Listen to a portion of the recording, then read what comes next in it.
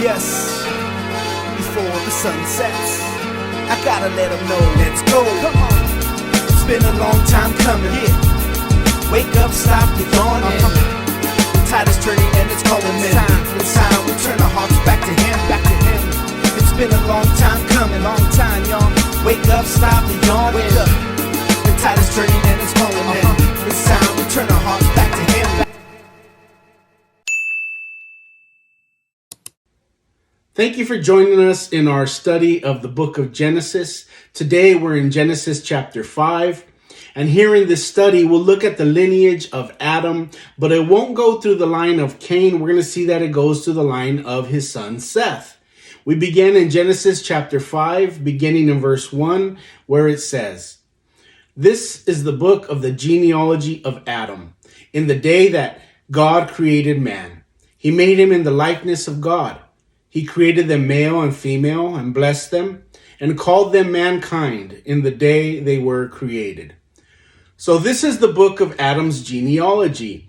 In the recording of the genealogies, what it did was it gave an outline that helped people remember the stories, and these stories would be passed on from generation to generation.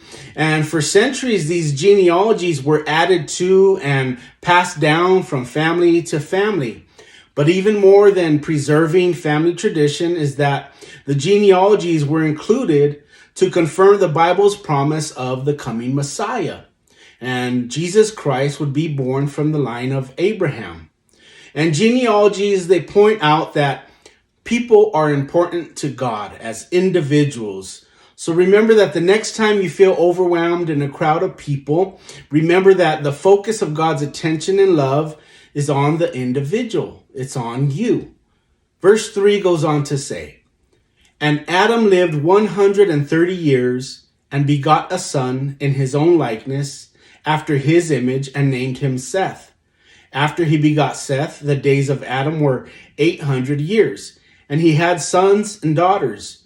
So all the days that Adam lived were 930 years, and he died." We see that the people in the early genealogies, they lived for a very long time. And it says that Adam had his son, and his son was in his own likeness and his own image. And so Seth had his father's image, and we know that it was a fallen image. And this is true of us, that as we are related to Adam, we're born into that likeness and a fallen image. Now, the word Seth, it means the appointed one or the replacement. And Seth has been appointed in as the promised seed. Then it says that Seth had sons and daughters. We also know that Adam had other sons and daughters that are not mentioned here, but his daughters would become the wives for his sons. And so it is that Seth married one of his sisters. Verse 6 goes on to say, "Seth lived 105 years and begot Enosh. After he begot Enosh, Seth lived 807 years and had sons and daughters. So all the days of Seth were 912 years, and he died. Enosh lived 90 years and begot Canaan. After he begot Canaan, Enosh lived 815 years and had sons and daughters. So all the days of Enosh were 905 years, and he died. Canaan lived 70 years and begot Mahalalel.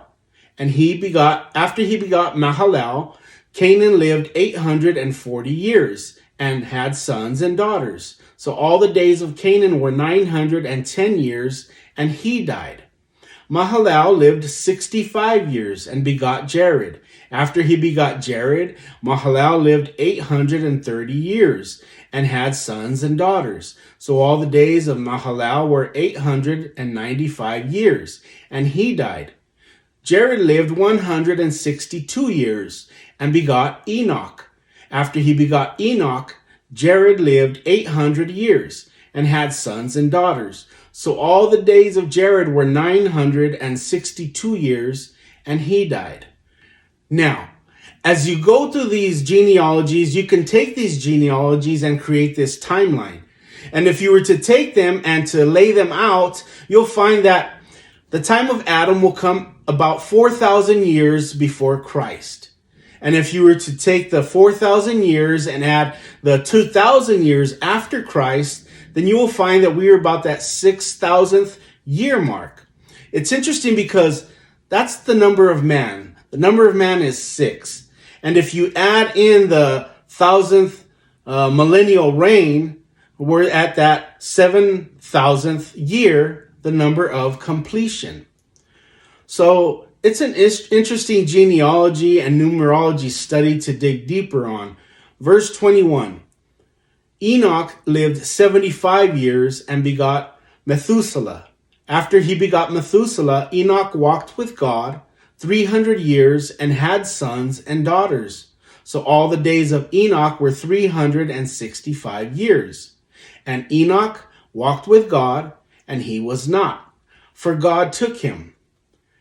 Now it seems to say that Enoch walked with God in a special way after the birth of Methuselah. This is interesting because the name Methuselah means after he is dead, it shall come.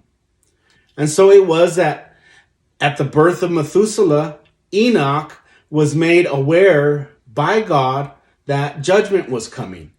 And this may have been one of the things that tightened up his walk with God.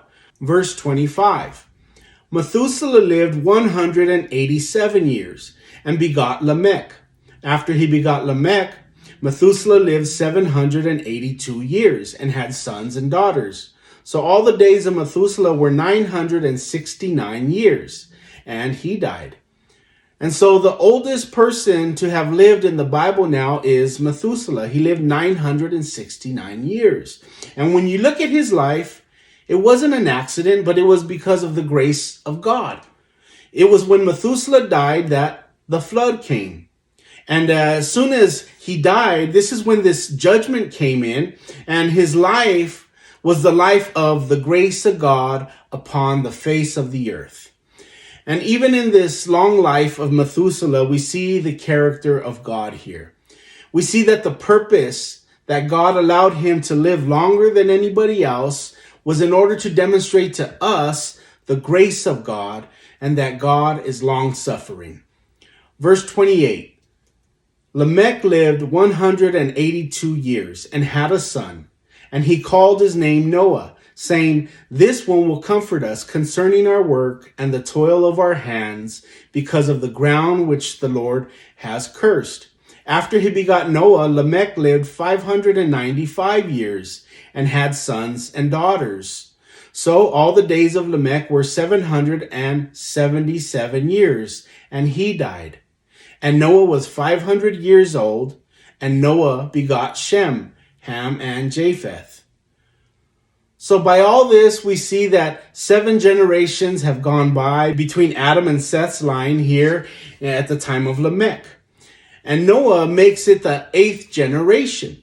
It says that he was the 8th preacher in the book of 2 Peter chapter 2 verse 5, where it says, and did not spare the ancient world, but saved Noah, one of the 8 people, a preacher of righteousness, bringing in the flood on the world of the ungodly. And so 7 we know is the number of completion, and 8 is the number for new beginnings. Now, the name Adam means rest or comfort. And if you were to take the names of each generation beginning with God, you'll find that they point to Christ. So the name Adam, it means man. Seth means is appointed. Enosh means a mortal man. Kenan, it means sorrow is born. Mahalal means the glory of God. Jared means shall come down.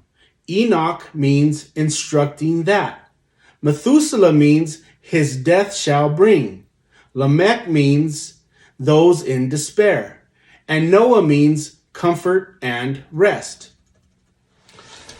So when you render out the meaning of each name in order given in the Bible here, it reads, the God-man is appointed, a mortal man of sorrow is born.